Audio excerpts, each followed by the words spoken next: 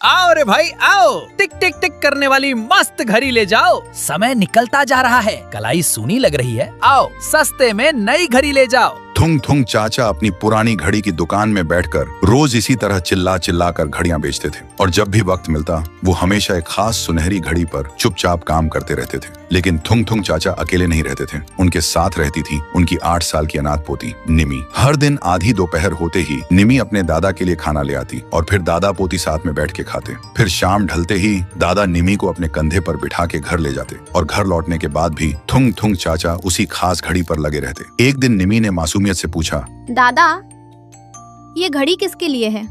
आप इसमें इतना वक्त क्यों लगाते हो? दादा ने मुस्कुराते हुए निमी के बाल सहलाए और कहा, ये तेरे लिए है बिटिया। जिस दिन इसकी धुन गूंजेगी ना, तुझे कभी अकेलेपन का एहसास नहीं होगा। ऐसा लगेगा जैसे तेरा दादा हमेशा तेरे आसपास ही है। पर वक्त को शायद कुछ और ही मंजूर था। कुछ महीनों बाद थुंग थुंग चाचा की तबीयत अचानक बहुत खराब हो गई। उन्हें शहर के बड़े अस्पताल ले जाना पड़ा। लेकिन जाते वक्त उन्होंने रोते हुए निमी से कहा, रोना मत बिटिया, मैं जल्द आऊंगा और तेरी घड़ी पूरी करूंगा। देखते ही देखते 2 हफ्ते बीत गए। गांव में खबर आई कि थुंग थुंग चाचा अब इस दुनिया में नहीं रहे। गांव वाले और पड़ोसी निमी को समझाते, अब रोना बंद कर दे निमी, दादाजी अब वापस नहीं आएंगे। लेकिन निमी को अपने दादा के वादे पर पूरा भरोसा था। वो हर रात उस अधूरी घड़ी को अपने सीने से लगाकर सोती। वो घड़ी सिर्फ एक खाली पीतल का डब्बा थी जिसमें ना कोई सुई थी और ना कोई मशीन। देखते ही देखते 1 साल बीत गया। निमी उस खाली घड़ी को देखते हुए रो रही थी क्योंकि उस दिन निमी का जन्मदिन था। लेकिन तभी अचानक उस घड़ी से बहुत धीमी सी आवाज आई, टिक टिक टिक,